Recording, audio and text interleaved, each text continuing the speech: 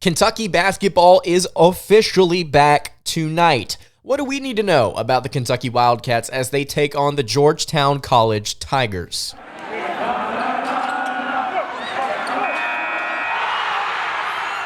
You are Locked On Kentucky, your daily podcast on the Kentucky Wildcats, part of the Locked On Podcast Network, your team every day.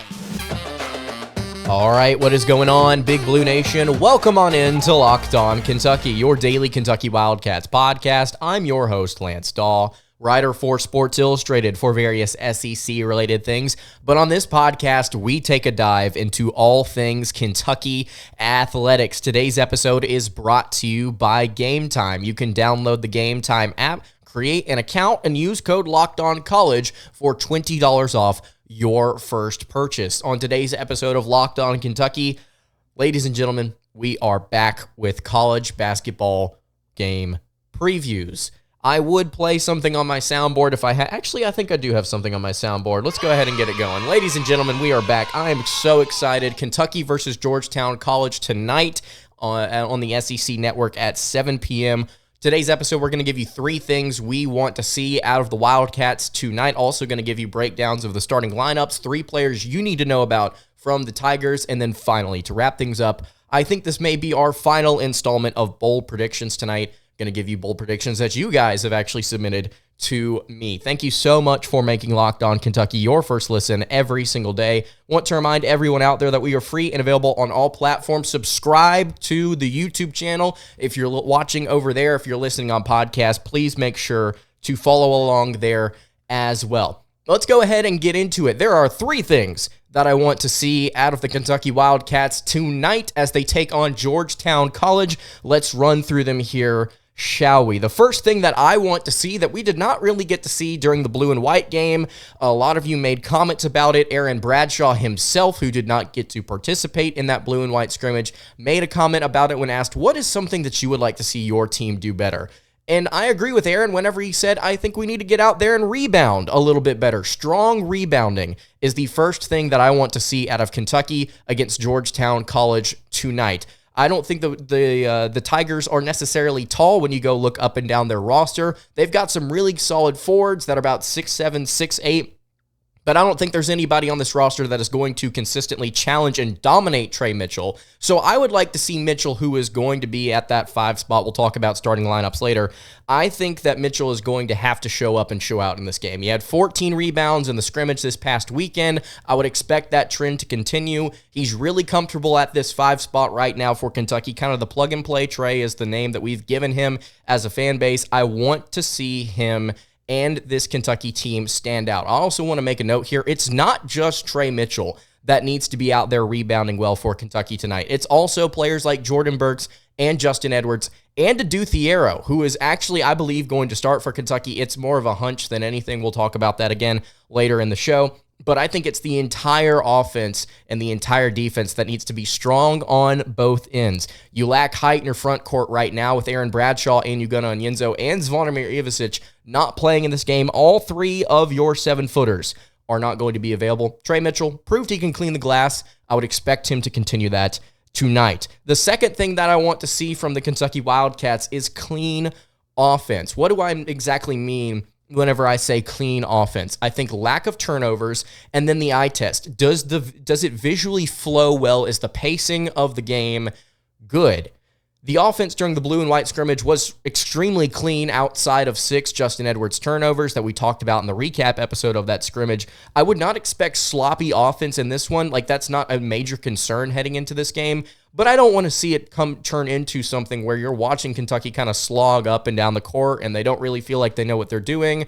You do not want to see Kentucky consistently get late in the shot clock and look like they're not really set or ready to go, or they don't really know what they've done with that possession. You want to see players like DJ Wagner, who are going to be handling this offense, execute in those moments, get the ball to where it needs to be, at least get a good shot up. I want to see a clean offense from Kentucky.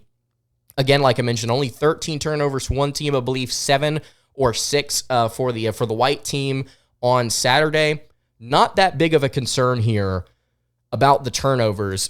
And I don't think Georgetown is going to necessarily push Kentucky in that area. And it goes back to the talent roster discrepancy, I think, between these two programs. But I do not want to see Kentucky out of the gate look sloppy. I think something else that is also involved in clean offense is making sure that your shot selection is sound. What did we talk about so much during the Global Jam? We talked about Kentucky basketball's shot selection. If you're watching on YouTube right now, I've pulled it up for you. I believe this was from their second game of the round robin in Canada. You got to see Kentucky take a lot of outside shots and a lot of shots in the paint. Over the past several years, John Calipari has been known for his mid-range game, encouraging his players to take all of these different mid-range shots. You can count them up here. 1, 2, 3, 4 different shots outside of the paint. Actually, 3 of them were hit. So if Kentucky can maintain that efficiency this Friday, and they are able to execute on the offensive end like they did just a couple of months ago with Trey Mitchell at the 5, actually, believe it or not, for nearly that entire experience, I think they're going to be okay. I think this team is primed to have solid shot selection with their small ball lineup. I think they're going to have good shot selection. I think it's going to be clean. I think it's going to be fine.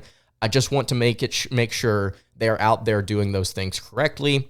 Let's hope so. The final thing that I want to see here is bench depth from your point guard to your small forward. And we're going to get into the depth chart. We're going to get into the starting lineups here in just a minute. Rob Dillingham, Reed Shepherd, Adu Thiero, and Joey Hart are all going to contribute in this game. All 4 of them. They're going to get their minutes.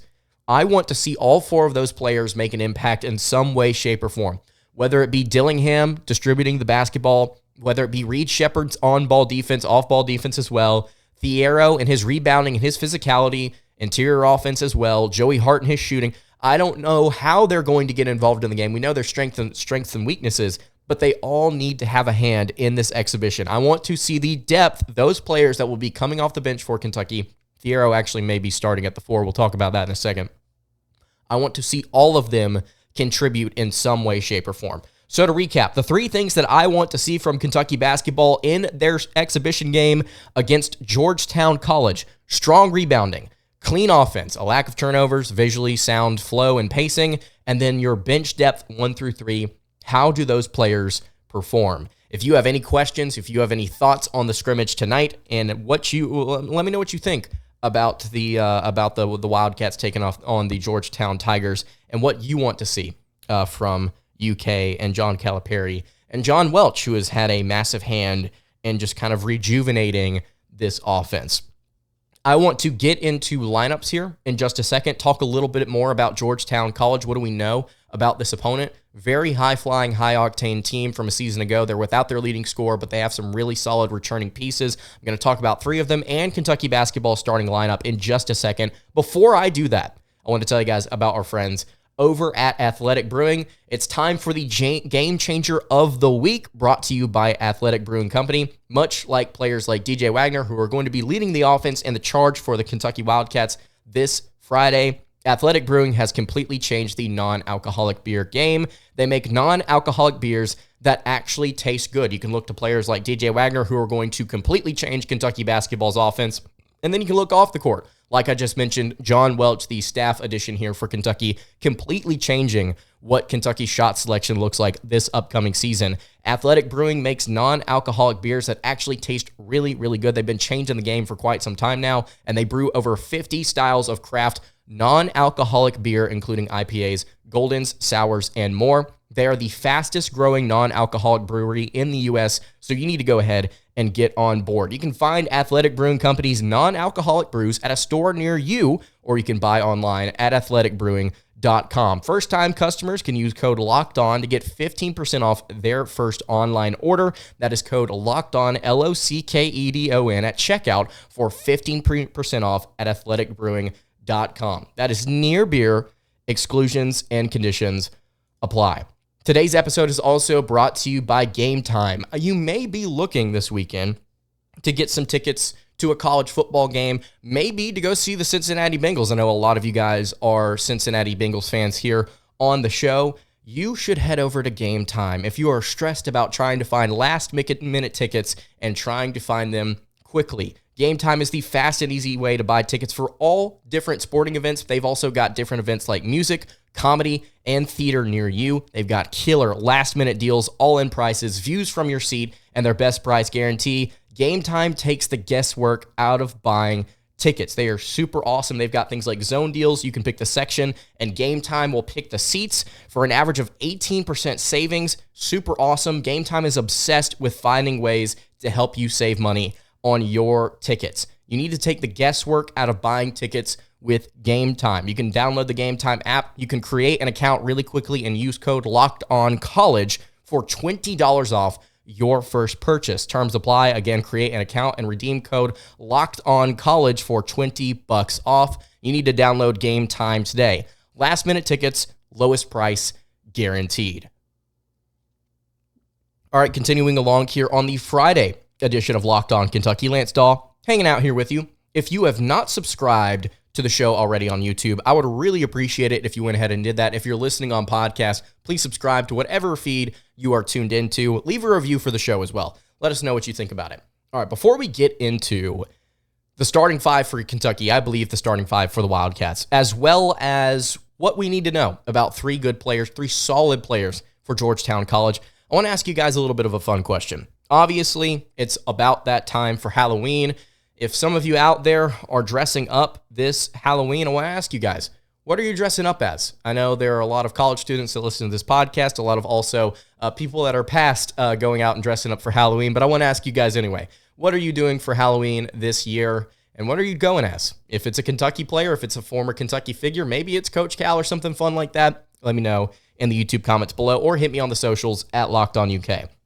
All right, I want to give my best shot at Kentucky basketball's starting five against Georgetown College. This could end up being completely different. Cal may just look at it and say, you know what, screw it, we're starting Joey Hart at small forward. You could absolutely see something weird like that happen where Kentucky just kind of goes with a hodgepodge of a lineup. They did that during the Global Jam for those 3 games. You could see Kentucky have one lineup here against Georgetown College and then have a completely different lineup against, I believe, Kentucky State, which is Kentucky's second exhibition game here before they start the season against New Mexico State. So my best shot at the starting five, at your point guard, I think you've got DJ Wagner. This is pretty clear. Earlier on in the offseason, I said Rob Dillingham was probably going to be your guy here. I fell in love with Rob Dillingham's game. I was very excited about him as a shot creator. That was my biggest thing. Ever since I've taken over this podcast, I have been searching for Kentucky to find that one guy that can create an isolation, that can get you buckets when you need them, and is really fun to watch while doing so. And Rob Dillingham's tape from high school and from, I believe, playing at OTE, he has looked really, really, really fun. I've loved the pace. I love the ball handling. I love him pushing the ball up and down the court. You get to see the outside shooting, the mid-range, the tough finishes at the rim. Something interesting about Rob Dillingham, though, that we kind of learned after he dropped his 40 points in the blue and white scrimmage game. Yes, you heard me correctly. 40 points this past weekend in the blue and white game there. John Calipari said in a press conference, I believe a couple days after that, the thing about Rob Dillingham is after he played in the Global Jam, statistically he shot awful. He shot about 31% from the floor, I believe. He was very inefficient. He distributed the ball well in, I believe, the final game of the round robin, but overall just did not have a great tournament. He decided after that, I was getting bumped around a little bit. I don't necessarily have the weight that I want to, and Cal said he went in and put on 24 pounds. 24 pounds he's put on since July. He realized that he needs to get a little bit more physical, adjust to the collegiate game, and then you got to see in that blue and white scrimmage, he was creating his own shot, not just outside, but also getting into the lane, bumping other people, seeing how he can create contact for himself. I love that out of Rob Dillingham. It shows development. It shows attention to your game and honing it and making it better before the season even starts. I'm thrilled that Rob Dillingham is on this team, and I really do hope that he's here next season. But Kentucky has decided to go with the other 5-star guard in DJ Wagner, who is a little bit more calm, I think, with the ball in his hands. And calm doesn't necessarily mean something good. He's just less chaotic. And I think that's, again, like I said, I love Dillingham's game. I love the chaotic nature of the way that he does all his different things. Even Cal was describing it as like, is essentially how he kind of described it in the press conference, just like that. He didn't really have words for it. Wagner, a little bit more under control, a little bit more poise, I think, whenever you watch him out there. The shooting, the outside shooting's probably not going to be consistent unless it's in catch-and-shoot situations, but the inside game on offense, the mid-range and getting into the paint, those floaters, those really tough finishes near the rim, beautiful what he did in the blue and white game this past weekend. I would love to see him be that consistent throughout this year. You also have gotten to see him get better as a passer. Kentucky's got two really, really good passing point guards, I think, on their team. An NBA scout recently said if he can develop his outside shot while also making sure that he is showing the ability to distribute as well, he can 100% be a combo guard, maybe a little bit more of a PG at the next level. I think he's going to be ready to take that next step. Really excited about DJ Wagner starting at the point guard spot for Kentucky. Antonio Reeves, there's not really a whole lot to say here other than the fact that I expect statistical production from Antonio Reeves. He is out there to do one thing, and that is get buckets. And he's going to shoot, and he's going to shoot a lot, and he is going to continue to do that even if he is shooting poorly. We got to see that again in the blue and white game. I expect Antonio Reeves to go out there and have a pretty good day against Georgetown College in transition, shooting threes in the lane, getting those floaters up. I think that he is going to be very aggressive, as he has been during these scrimmages and the games in Canada. Reeves is going to be getting buckets. There's nothing else really to say here. He's your starting two. He's the older guy. How does he perform? Let's watch. I expect a good game. Justin Edwards is your starting small forward. I think that right now you have two different options to back him up. That is either Reed Shepherd, who could be backing Antonio Reeves up at the 2, or Joey Hart, who could potentially be the backup there at small forward. Probably going to be the situation there. Edwards, though, not the strongest offensive game early on in the different games that he's played, but he continues to progress throughout the different matchups, and I would like to see him start off hot here for Kentucky basketball on both ends of the floor. He may be Kentucky's second best rebounder out there on the floor Friday night against Georgetown. I think that he could absolutely be that. Joey Hart, a little bit of a shooter. I want to see him actually get some of those shots up, knock them down. I believe he had a couple of different misses early on in the blue and white game, but he found his shot eventually, if I'm not mistaken.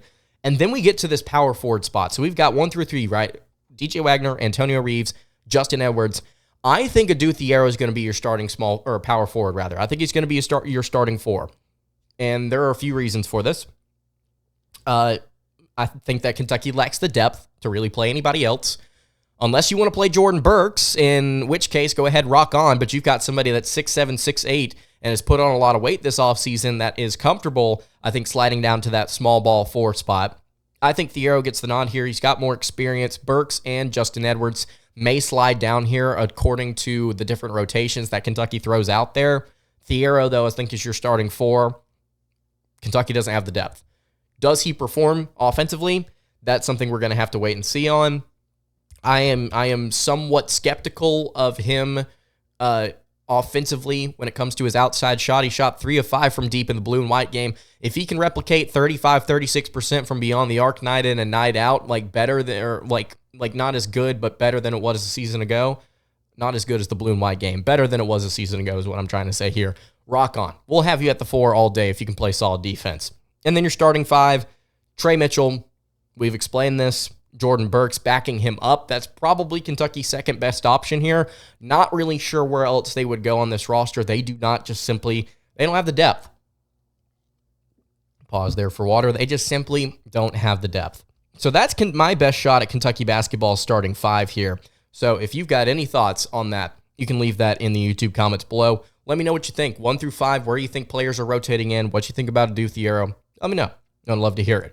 All right, before we get to 3 players we need to know about for Georgetown College and a final bowl prediction for the season, I want to tell you guys about our friends over at Prize Picks. Prize Picks is the easiest and most exciting way to play daily fantasy sports. It's just literally you against the numbers. So instead of battling thousands of other players, including pros and sharks, you can pick more or less on 2 to 6 player stat projections, and you can watch your winnings roll in. It's really simple to play. If I'm doing it, which I absolutely love using Prize Picks, I can make my picks and submit my entry in less than 60 seconds, just like that. They've got really quick withdrawals, easy gameplay, an enormous selection of players and stat types. It's what makes Prize Picks the #1 daily fantasy sports app. And they have this really cool thing where they have this reboot policy, where your entries stay in play even if one of your players gets injured. So, for example, NFL games, top 25 college football matchups. If you have a player who exits the game in the first half because of injury and he does not return in the second,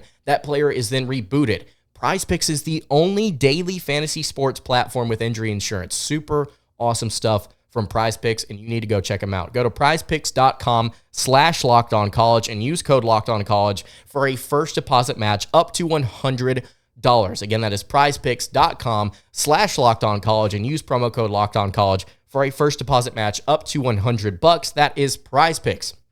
Daily fantasy sports made easy. All right, wrapping up the Friday edition of Locked On Kentucky. One more time, if you've not subscribed to the show already, please go ahead and do so wherever, you are tuned in, whether that be on YouTube or on podcast. I have got 2 more things here for you guys today. 3 players you need to know about for Georgetown College, and then a bold prediction to wrap us up.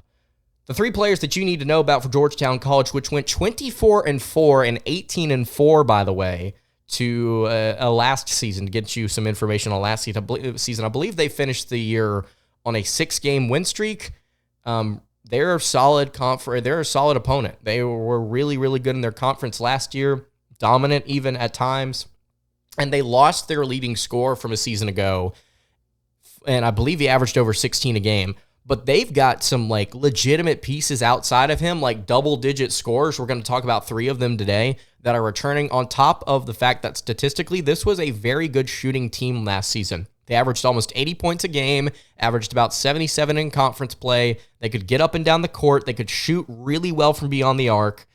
This is a solid offensive opponent. And what have we talked about with Kentucky so far during this offseason? The offense is going to be really good. But is the team defense going to be consistently there for UK? That's a question. This is going to be an actual test for Kentucky. The first player you need to know about is Cam Brooks-Harris, a 6'7" forward for the Georgetown College Tigers. He averaged 12 points last season. And then here's where the efficiency comes in. He shot 52.9%, 42.3% from beyond the arc at 6'7", I believe 190 pounds. So he's a very versatile, I think, forward there for Georgetown College. Almost 53% from the floor, and you're stroking it from downtown. Pause. I think Cam Brooks-Harris is going to be the player to really keep an eye on. How does he match up against somebody like, say, Justin Edwards or a Thiero? We'll pay attention to that. That'll be really in a really interesting matchup to see if Edwards or Thiero is up to the task to guard him defensively. Also at 195 pounds, how does that defensively for him compare to a guy like Justin Edwards, who is comfortable getting physical in the lane, and a Thiero? And we know how physical a Thiero wanted to play during the Global Jam. How does that translate? That defense there, only at 190 pounds for Cam Brooks-Harris. We'll watch that. Second player you need to know about, Dawe, a guard, 10.3 points per game last season, and he shot 54.2% from the floor, while also shooting 38.1% from beyond the arc. These guys lit it up last season, and it's a shame they don't have their leading scorer back. Otherwise, this would be a little bit of a concern defensively for the Kentucky Wildcats. It still is, absolutely is. But if you had that dude and you had these top 4 scorers, I would be concerned. I would be actually concerned, like, hey, these guys can light it up. Now, they may come into this game and they may start off extremely cold, and they may just not be able to hit anything. But we'll keep an eye on it. We'll see how the team defense plays. We'll talk about it at length in the recap episode. Final player you need to know about, Kyron Jones, another guard, 10.2 points per game. He shot 52.2% from the floor, so 2% worse than Dozier, but he only shot 18.2% from beyond the arc. That is a very bad number, as opposed to his 2 teammates who shot very, very well. So a little bit more of a physical guard that gets inside and is able to shoot pretty efficiently from inside the arc there. He actually may be a forward. I may have mistyped that out. But those 3 players are the ones that you need to keep an eye on. Team defense going to be crucial for Kentucky. Talked about the strong rebounding, talked about the 3 things we need to see already. So let's wrap this up here with a bold prediction from CBB Crazy. And this one comes from Rupp Rafters, a message board over on Rivals. He said, I predict that we will go as far as Antonio Reeves takes us. If he has off nights against the top teams during the regular season, our seed will suffer, and we will make another early exit. You can shoot them all, but you have to make some of them. I absolutely love this bold prediction from CBB Crazy. I'm going to give this one a 6 on the boldness scale.